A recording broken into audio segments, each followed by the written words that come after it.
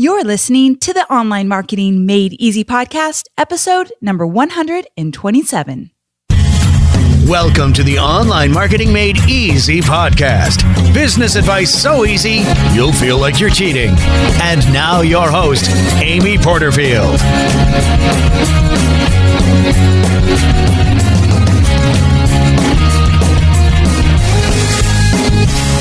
Welcome back to another episode of the Online Marketing Made Easy podcast. And today we have our resident ads guy in the house, Rick Mulready. How the heck are you?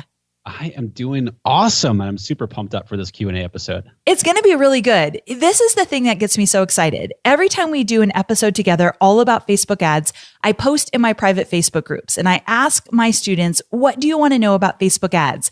And there's like a flood of questions. Now, to be quite honest, when I first see all the questions, I stress out because I want to help everybody. And there's only a certain amount of time we have on this episode. So then I start to think, okay, what are the best questions that will help the masses here? And so we chose a few of them that we think are going to be incredibly valuable to most listening today. So give us a little hint as to the stuff we're going to cover. Yeah, and there were a lot of questions, but what we did here was we kind of grouped them together by kind of topic or category, if you will. So a lot of the questions, I think there were like 4, 5, 6 questions around like, what do all the numbers mean? So when you're reading how your ads are doing, what do all the numbers mean? So we're going to cover that topic. We're going to be covering how to set up your campaign from an ad set perspective. Like, is there a proper number of ad sets that you should have in your campaign? How do you set up the targeting per ad set? We're going to get into strategy as far as like list building versus, okay, how do I start making money from my list I'm building? And then we're going to be talking about more specifically kind of about targeting and how to reach kind of a specific audience. So many good topics we're going to dive into. Now, you've been a busy bee these last few days. And I want to mention this because since you come on the show so regularly and give so much incredible value, people are always asking me where they can go to learn even more from you. And you've got a free webinar coming up, right?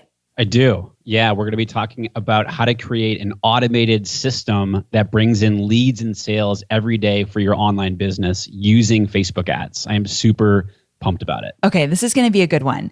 So if you go to amyporterfield.com/Rick, you can sign up for his free webinar. He's actually doing it live. So the day that this goes live, he's got one today and one tomorrow. So I want you guys to really jump on this so you can be a part of the live experience. He is going to cover a lot around Facebook ads, dive even deeper than we're going to go here today. Definitely worth checking out. Okay, so are you ready, Rick, to dive in? I am ready. Let's do it. So let's start out with Rachel's question. And Rachel said, I would love to know for each ad campaign, how many ad sets would be the best amount? And how many ads for those ad sets? Is there benefits to how many you have?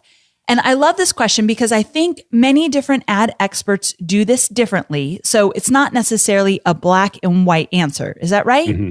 Yeah, that's correct. Great. But I want to know from you, based on your experience in working with thousands of students, what would you suggest for Rachel and anybody else that has this question? I think Christina also had the exact same question. So I think it's a good one. Yeah. And then also Bennett Cohen had a very similar question. Can we read that one as well? Yeah. Because so I think we'll be able to answer both of them at the same time. Okay. So Bennett said, question on ad sets where each ad set targets the followers of a Facebook page. I have 17 Facebook pages whose followers I'm targeting in my new campaign. 13 of the 17 pages have 20,000 to 30,000 likes. Only one of the 17 pages has over 64,000 likes.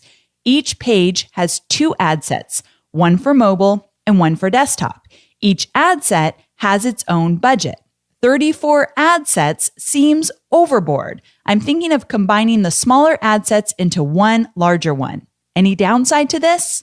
Such a great question. So with between Rachel's and Bennett's question there that we just read, and who is the other Christina. one? Christina. Okay.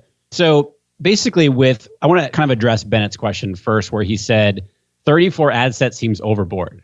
With my last launch, when I ran a Facebook ads for my April launch of the FB Advantage, I had something like 767 ad sets. Okay, shut your mouth. So Bennett, 34 ad sets is not overboard. The idea is to start off wide, and so you have lots of different ad sets to target. And what you're doing when you start off is testing to see which ones of those ad sets are going to work the best. And so if you start off with 34 ad sets, you're not going to continue to run all 34 ad sets during your campaign. You're going to start off with that many, but then start to filter down to the ones that are truly working for you and performing the best. Now, to kind of further that, what Bennett is asking about is, should he start to combine the ad sets because of the potential target size he feels is a little bit small? So 13 of the 17 Facebook pages that he wants to target are between 20 and 30,000. Only one, he says, has over 64,000. My recommendation is to still break out each one of those individual Facebook pages in each of its own ad sets. Because when you don't do that at first, if you start combining all those different Facebook pages into one ad set, you don't know which one is performing the best. You don't know which one is, bringing the results of the other ones down. So you've got to break them out first to figure out which of those interests, which of those Facebook pages are going to perform the best for you. And then after that, once you start to figure out after that, if you want to, then you can start to combine them into fewer ad sets. But what I will say, though, if you do that, is combine like Facebook pages, meaning like you don't combine something like, I don't know, if you're targeting the Wall Street Journal, but then you're targeting Amy Porterfield, that's very different, So you'd want to target maybe like the Wall Street Journal and the New York Times together. Oh, gotcha. Okay. And then like Amy Porterfield and Social Media Examiner. You know what I mean? So you're combining interests that are similar to each other if you want to start combining them. Okay. I like that. Definitely.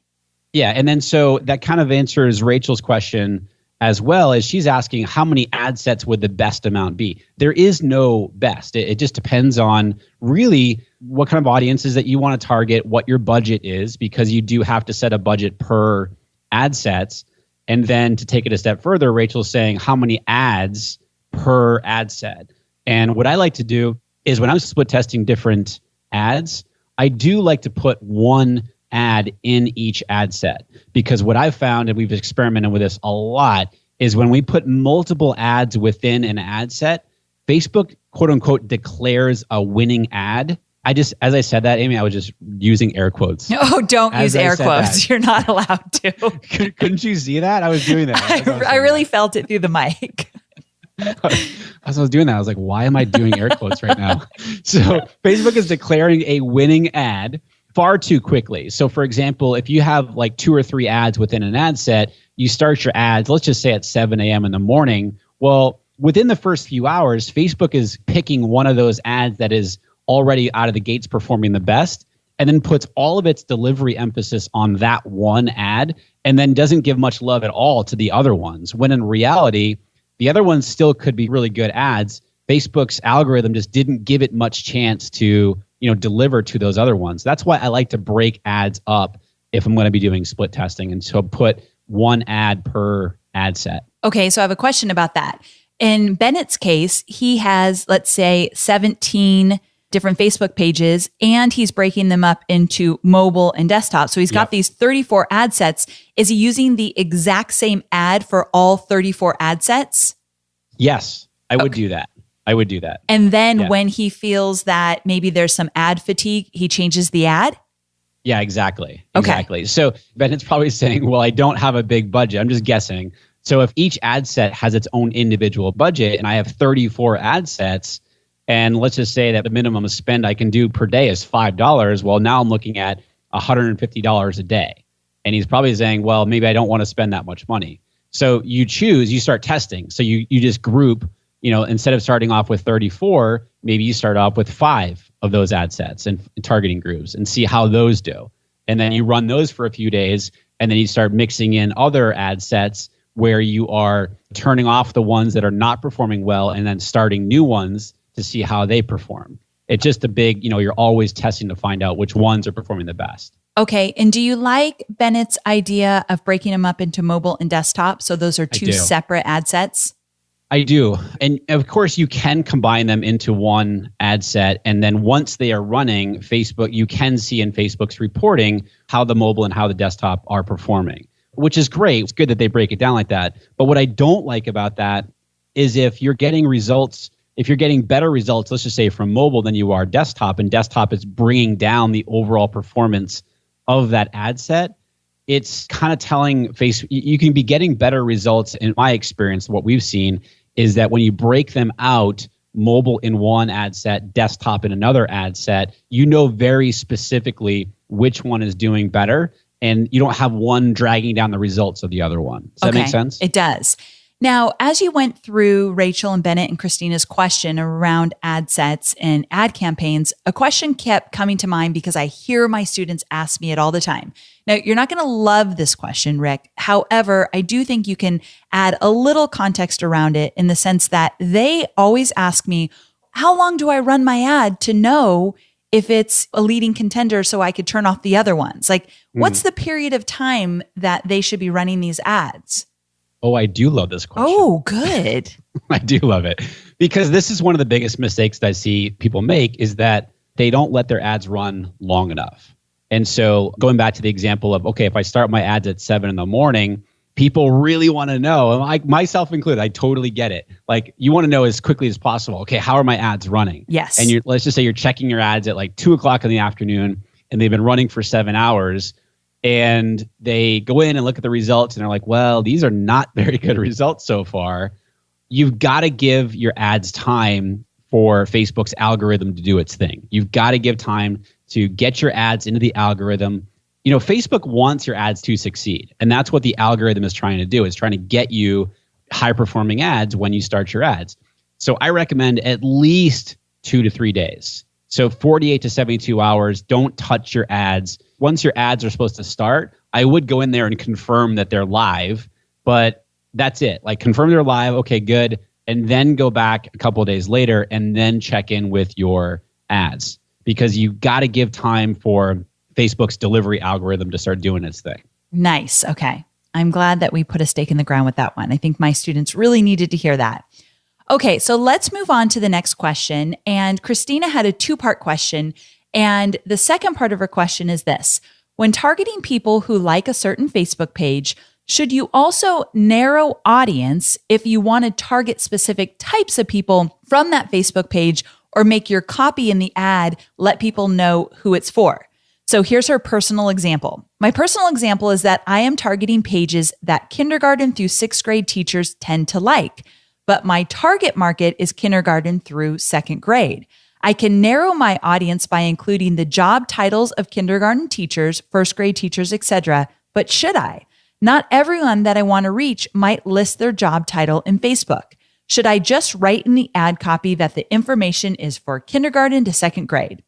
Thanks for all you both do, and I'm really looking forward to FB Advantage opening back up, which is such a cool thing that Christina says, because it is opening up. FB Advantage is Rick's signature Facebook ads program, and that's where he is going to teach you everything you need to know about setting up your Facebook ad funnels. So if you want to check that out, go to amyporterfield.com/Rick, and that's what his free webinar is all about. So Christina, thanks for giving Rick a plug for that, because I think he totally deserves it. Yeah, thank you, Christina. And yeah, we've made some changes to it where it's solely focused on online businesses this time around. Oh, nice. It's the changes that we've made, and I'm really, really excited about that. So I want to put you on the spot, and reading through Christina's question, is there one word that jumps out at you? Geez, you're really putting me on the spot. Now. Copy? No, that wasn't it. That was a good word that jumped out. Okay. Wait, how about narrow audience? Nope. Am I failing here? All right, one more. Strike 3. Okay. Okay. So you're saying in her whole question, there's one word that really stuck out. Okay. It is, but I'll give you another job title. Nope. Okay. I'm not. Don't play these quizzes on me anymore. Okay. It's the word should. Oh, well, that was tough. Come on. I was trying to sound really intelligent with some ad lingo. I told you. Actually, she says it 3 different times if I'm looking at the question right, I'm noticing it 3 different times. Okay. Should you also narrow audience? I can narrow my audience by including the job title. Should I do that? Should I just write in the ad copy? And so I'm picking on Christina a little bit, very much lovingly, because so many people are thinking from a, should I do this? And the answer is yes, you should do it, because I can give you some guidance on how best to approach it. But when you're asking should, usually it's yes, because you want to be testing to see what works the best.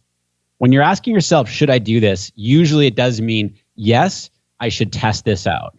So there's no cut or dry right or wrong way to do this. It's okay, I just have to test this out to see if it works and if it makes sense. Are you diving with that? It definitely does, yes. Okay, cool. So to answer her question specifically, without being such a wise guy about it. No more wise guy. I failed that big time. So she says, should I use the narrow audience? So if she's targeting a page that speaks to, or that people who are kindergarten through sixth grade teachers have an interest in, but her target market specifically is kindergarten through second grade, should she narrow that further audience down? And I would say, yes, I would test both that. So a couple different ways to do that. I would target the kindergarten through sixth grade teachers page there. I would target that, and then also layer in kindergarten teacher, first grade teacher, etc. So that I would test that out. So that would be one ad set that you are testing. Another ad set could be where you're targeting that kindergarten through sixth grade teacher, but then you're using your ad copy to, and I love the fact that she said this, and that she's thinking about it this way, because we forget that so often when we know our audience is on a certain page or has a certain interest, and we can target that interest, but yet our specific interest is within that audience. We can go about it exactly the way that Christina is doing it. We can start to layer in additional targets to try to get right down to that audience. So I would absolutely test that out. And then, yes, I would also test in a separate ad set using the ad copy to further target down within that overall kindergarten through sixth grade teacher interest. So speak to the kindergarten through second grade teacher, speak to them directly while targeting that overall page. Perfect. I think that Christina is going to find that answer incredibly valuable. And I hope you guys can see how it could relate to you kind of layering in some targeting as you're looking for your audience online. Okay, so we're going to move to the next question, and it's all about the numbers. So Cindy specifically said, what do all the numbers mean when reading how your ads are doing in the Power Editor? And then Christian asked a similar question. Kendra asked a similar question, and so did Denise. So there were a lot of questions around, how do you know your ads are doing well? What do these numbers mean? What am I looking for? I love this question. Me too. This has become one of my favorite questions to talk about. You're really good at answering it, because I've seen you on stage answer this. We do a live event for my B-School bonus members, and Rick just was live on stage for all my B-School members, and he kind of broke down what to do once your ads are running, what to look for. And I saw a little glimpse of this. It's good. So shoot us straight. Yeah, so basically, the first number that you want to be looking at is, what is the number that is most relevant to your objective? And so what I mean by that is, if your objective is website conversions, meaning you're trying to get webinar registrants or people to opt into your list or whatever that is, then the first metric you want to be looking at is, what is your cost per lead? Because that is the most important thing that if that's what your objective is, that's what you first want to look at. And then from there, what I like to look at when my objective is conversions is, how many conversions do I have and how much money did I spend? So let's get that right out of the way right from the get-go. So look at the stat that's most relevant to the objective that you're doing. If you are trying to drive traffic to a blog post, then your objective would be clicks to website. And so now your most important stat that you want to be looking at is, what's your cost per click, and also what's the click-through rate? Because your objective is you want to get clicks. So look at the metric that is most specific to getting clicks over to your website. And so those are sort of the initial ones. Then what you want to look at is what I like to call troubleshooting numbers. And I like to look at, say, like click-through rate, what is your relevancy score, what's your frequency, what's the conversion rate on your landing page. Now, if your objective is website conversions, obviously, you want to be looking at, okay, how many people are clicking on my ad and going to the landing page, and then how many of those people are actually opting in. So if you're using Lead Pages, for example, Lead Pages gives you that stat right in there. They'll tell you what the conversion rate percentage is. It's another reason why I love, I know that you love lead pages as well. Right. Another reason why I love it is they give you that stat right then and there. So we got conversion rate. By the way, I probably should, as I'm answering this, give some benchmarks. Yes, please. That was going to be my next question. I knew that was coming. And I actually just recorded an episode for my own podcast. Which number is it? Because didn't you get into these specifics? I did. So I broke the stats down in episode 100. Okay. And then in 101, which I just recorded the other day, it's not live yet. Well, when this goes live, it will be live. Yeah. So we talk about the benchmarks and all the numbers and stuff like that. Okay. We'll link to those in the show notes so people can find that out. But give us a little hint here. Yeah, for sure. So for cost per lead, everyone always wants to know, okay, what's a good cost per lead? How often do you get that question? Like 20 times a day. And I think we've talked about it on previous episodes. We have, but we still need to bring it up. Yeah, for sure. So what's a good cost per lead? It's going to vary by niche. If you're in one niche, you could be having it's a $10 cost per lead and you think that's amazing. But for other people in other niches, they'll be like, holy cow, $10 cost per lead is way too expensive. In general, I would try to get under $8. Okay. And again, don't be like, hey, Rick and Amy said, I have to have an $8 cost per lead. And if I don't, my ads are failing. It's not true. But just as a general guideline, I'd like to see, for most people listening here, I think that if you can get under $8 or under, you're doing pretty well. Okay. Now, on a cost per click, I'd like to see, and again, this is a general guideline, I'd like to see under $1 on the cost per click. Click-through rate, I like to say bottom of the barrel, 1%. So 1% and above, you're doing really well on the click-through rate. On the relevancy score, so that's a scale of 1 to 10. And that's basically, we don't really know exactly all of the things that Facebook looks at as far as like what's the algorithm that determines what the relevancy score is. But we do know that it's a scale of 1 to 10.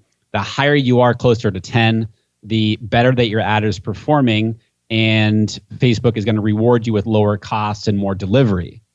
And basically the relevancy score in like the simplest terms is how relevant is your ad to the target audience that you are targeting. And then Facebook looks at like, are people clicking on your ad? Are they liking your ad? Are they giving comments? Are they sharing? What kind of feedback are they giving the ad? Those are the types of things that play into the relevancy score. So the higher that you are, closer to 10, the better. And if you're in maybe that like 1 to 2, maybe 3 range, probably need to look at changing some things up with your ad. Your frequency, and these are all like, I dive into all this stuff, by the way, in the live training that you were talking about. Oh, cool. Okay. Yeah, that I'm doing today and tomorrow. I call these troubleshooting numbers. And so because once we've determined what our initial metric is, like our cost per lead or our cost per click, then you can start to use all these other numbers to try to figure out what's going on with your ad using sort of these benchmarks that we're talking about here. The frequency is just the average number of times that one person is seeing your ad. And I like to say, if you're in that 1 to 4 range, you're doing well on that.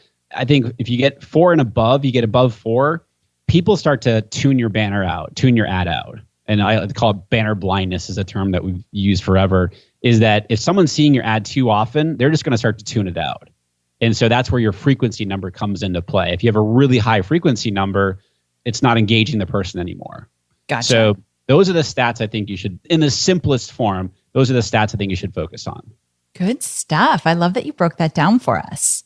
Nice. Okay. Well, talking about that. I know, that's a good one. And that one comes up a lot. This next one actually is really good in terms of looking at your overall strategy. So it's from Mary. And Mary says, "Hi, Amy and Rick." I'll just read exactly what she says. "I met you both in San Diego last month, and it was an amazing live event." So that's really cool. We're so glad we got to meet you too, Mary. "I've been selling an online autism course to professionals and gung-ho," that was air quotes for the record, "gung-ho parents." Did you do air quotes as you were I actually did, just for you. "Gung-ho parents, and I've been running Facebook ads to blogs with content upgrades, thanks to your advice, Amy, to webinars, thanks to webinars that convert, to lead magnets, and even retargeting people who have visited my sales page." So she's doing a lot there.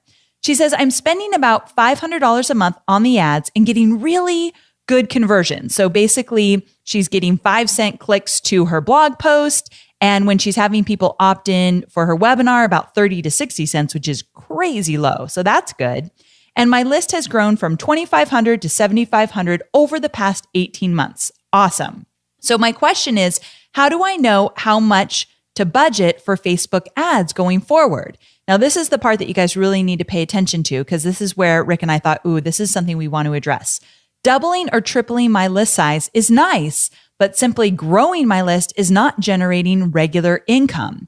Should I sell my online product through an evergreen webinar and or sell my $7 ebook through Facebook ads? So she's talking about, how do I make money with all of this? So I have stuff to say about this, but Rick, I'm going to first let you kind of jump in. Okay. First of all, I do remember meeting Mary. She was great. And I have a niece and two nephews who are on the autism spectrum. So it was really cool to talk to her, and she gave me a book and everything. So Mary, if you're listening, thank you so much. I appreciate that.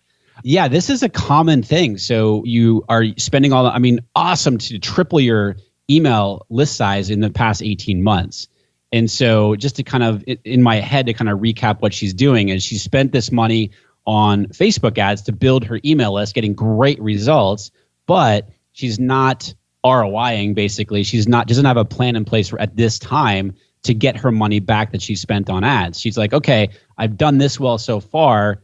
Now what do I do to start selling stuff? And so she's got a $7 ebook, but then she has an opportunity to sell a bigger program or a service with webinars, which I definitely think that she should do. So her initial question of how do I know how much to budget for Facebook ads going forward? At this point, I would say move from list building into, okay, how do I get people paying me money now? Yes. And so there's a couple different strategies that you can do. So what she's been doing with the list building, so she's building her email list, but it doesn't sound like she's making sales from it. With her $7 ebook, what she could do is continue to build her email list, but set up the funnel a little bit differently. So she's building her email list just like she's done. On the thank you page after somebody opts in, you could let them know, hey, we're sending you whatever I don't know what she was offering with her lead magnet, but you could say, hey, the lead magnet is coming your way.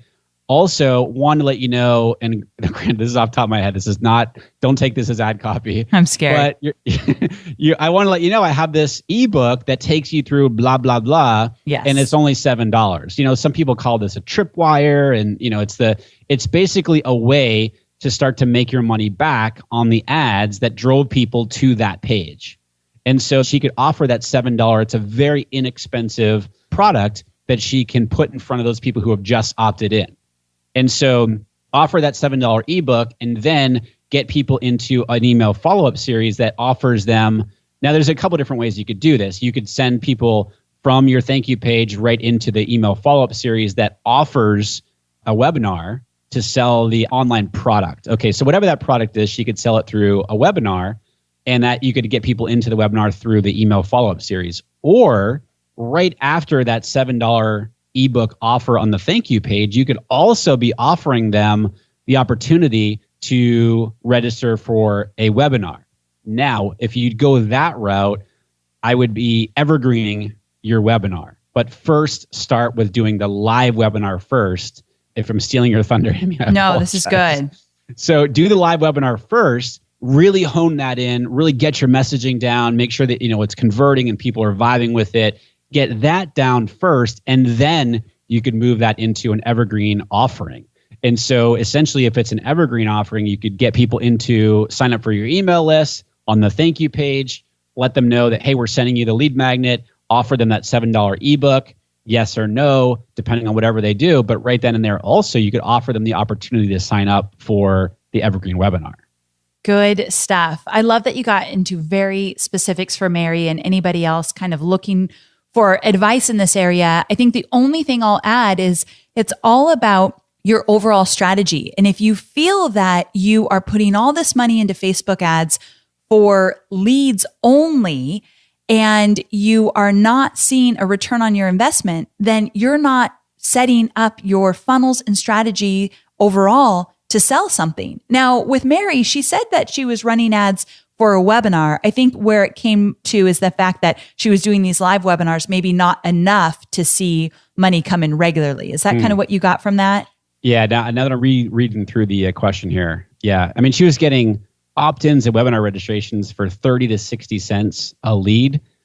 I mean, if she could continue this and get the strategy down so that she's making money back on this, if she's only spending that much money, or if she's getting those kind of results, I should say, 30 to 60 cent leads, it just becomes a numbers game, with this. Is if we can get the sales funnel converting so that she's making the money back and getting an ROI on this, then it's just like open up the floodgates and get people into the sales funnel. Exactly.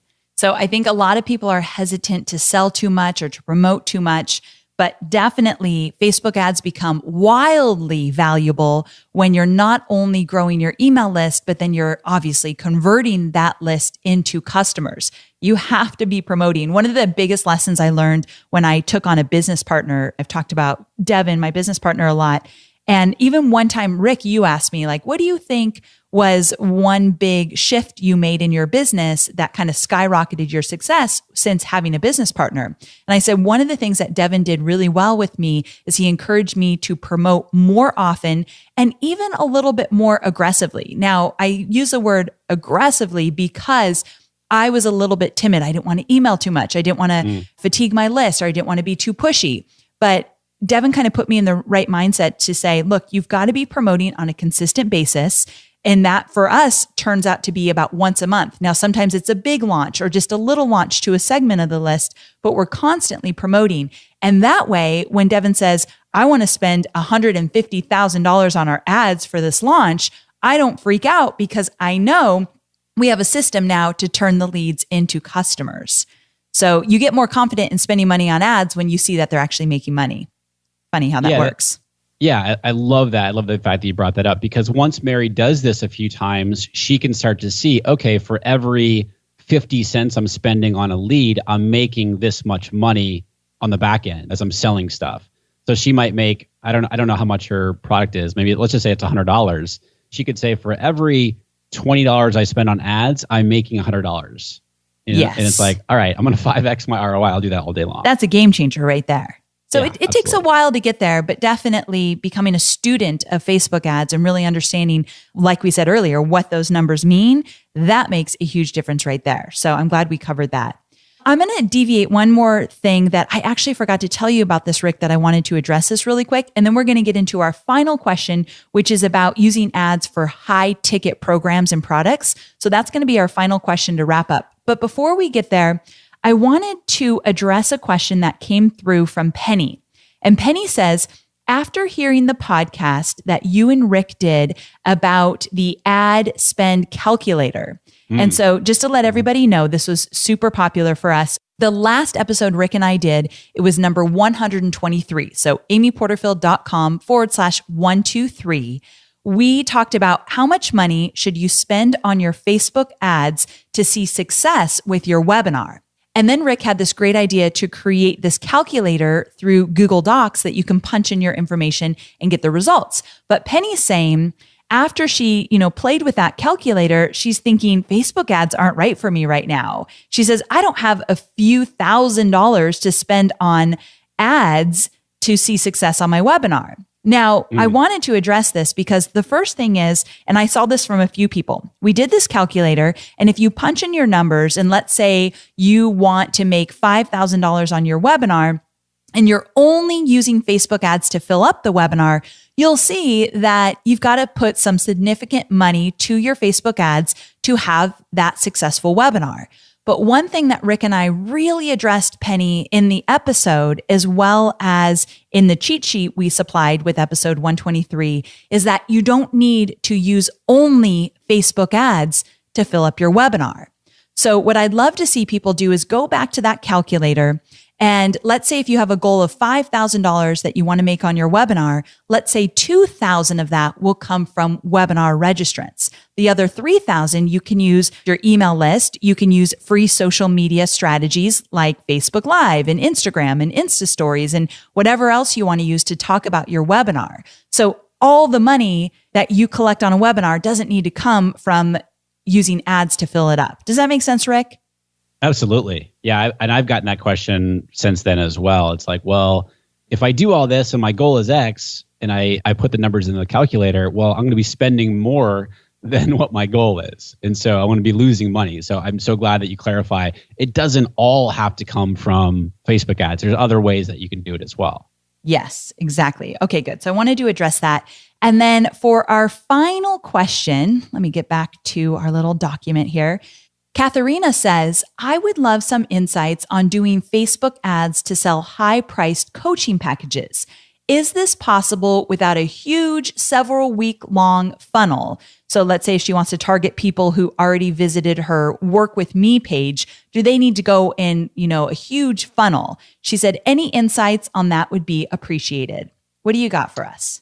This is such a great question. And I'm really glad that she brought this up and that she mentioned, the Work With Me page, because I like how she's thinking about this. Well, if people visited my Work With Me page, probably an opportunity for me to retarget those people and let them know about my coaching package. So that's awesome. And I would do that. I would retarget people who visited my Work With Me page. And do you need a several week-long funnel, like she's saying? Again, this kind of goes back to when I was talking about, should you do this? It's just a matter of testing. Now, I don't want to sound all nebulous with that, oh, Rick, he's not giving me a specific answer on that. But you do generally need to kind of test that out. I will say, though, I want to give you kind of two examples of funnels that are working right now for high-priced coaching packages. One example I'm thinking of is a student of mine. She is a lawyer, and she's selling a retreat for female lawyers. And it's kind of like how to get more out of your job, be more happy, that sort of thing. And she is selling a $3,500 live retreat off of a webinar to cold traffic, and she's converting. And so all the funnel is that she's targeting people, targeting cold traffic, targeting female lawyers, getting them onto her webinar. And then right from the webinar, she's selling into the retreat, a $3,500 retreat. And I think the number that she had said that she spent was, she's spent $900 on ads over 2 months. And she'd made $17,500 in sales. That's amazing. So she is proving that you can do that right off of a webinar. Now, I think that is kind of an anomaly, because if somebody's coming in cold and they're only spending, let's just say they spend an hour with you, but then you're offering them a $3,500, let's say, a coaching package or a retreat or something like that, especially if it's a retreat, because that's a live event, which is much different than, say, a virtual course or something like that. She's making it work, and obviously her webinar is really dialed in. So that is one funnel that is working. What I would normally recommend people do, though, is the same funnel, but instead of at the webinar selling into the actual high-priced coaching package, get people onto a live strategy call. So her quote unquote, and I'm using my air quotes again here as I say this, is you're selling a free strategy session. So you're selling a 15-minute or 30-minute strategy call. So you get actually on the phone with them. And on the phone call is where you offer and discuss and sell the coaching package. And so the webinar is just sort of their introduction into you. You start to warm them up, give them information, and then you get them from the webinar to sign up for a call with you. And then you have that call, and then you're able to sell your package on the call. Again, test different ways to try to make that work for you. The other way that I think what Katharina is talking about too is, if I want to retarget people with the Work With Me page, how long should the sales funnel be? You just kind of have to test different things out. In general, the higher price the package is, the longer the funnel is going to be. But I know a lot of people who are selling the high price coaching off of the webinar model into a strategy call, which sells into the coaching package. Your specifics on this episode have been so dang good. Thank you so much. I kind of feel like when I get into it like that, I'm like, am I losing people? Well, I always get worried about that too. And then I think, well, if you can see how somebody else is doing it, I always think that's incredibly valuable. And I feel like that's what you did on this episode. Cool. So thank you so very much. I love talking about case studies like that of people that are, that's working for other people too, because let's not reinvent the wheel. I know you've always talked about that. Don't reinvent the wheel. Look at what other people are doing successfully and say, all right, how can I sort of use that in my own business? and kind of customize it for what I'm trying to do. That's actually a good segue. We didn't set it up this way, but what I was going to say is that's what you're doing in your free webinar. You're showing examples of what people have done and how they've applied it. So I think that's why I tell everybody about your free webinar, because it's incredibly valuable and very, very chock full of examples. Yeah, like I said, I like to give examples of people doing different things. I have another example of, I hadn't thought about it when I was giving this answer. And spoiler, I do talk about this in the training, is of a woman who is a holistic healthcare practitioner, and she sells a $5,000 or $6,000 certification program. And so she runs Facebook ads into a video that gets people to apply for this certification, but then it goes into a live strategy call. A live. I like that. They jump on the phone and then they sell it. So yeah, I love sharing examples like that. I do too. And while you were saying all that, I realized, I think I said chock full. I'm pretty sure it's chock full. It is chock full. Okay. I like chock full too, though. Chock full is a new statement you all can use if you'd like. It just means a little bit more than chock full or chock full, whatever. Hashtag chock full. Okay, so let's wrap this up. If you want to check out Rick's webinar that is so chock full of great examples, tips, and strategies, you can go to amyporterfield.com/Rick. I think that you all have fallen in love with Rick's strategies as much as I have. So definitely check it out. Now, the day that this goes live, he's doing the webinar live today and tomorrow. So don't wait on this one if you really want to be a part of it, because the webinar goes away. So definitely jump on it. Yeah, because when this episode goes live, whatever early morning hours of this Thursday, I have a 12 p.m. Pacific time training this same day. And then also tomorrow at 9 a.m. Pacific time. So Friday, 9 a.m. Pacific time. And that's the last one that we are doing. So yeah, be sure if you want to jump on one of these trainings, go to amyporterfield.com/Rick and register for one of those days and times that works best for you. Thank you so very much, Rick, for being here. I love to do these Facebook ad episodes with you, and I can't wait till you come back on. Yeah, this is so much fun doing these things, and your students have the best questions. Right? I hope none of my own students take offense to that, but these questions are awesome, and I love doing these. Thanks. Well, we'll make sure that we keep collecting questions from all of you, so keep them coming, and have a wonderful week. Bye for now.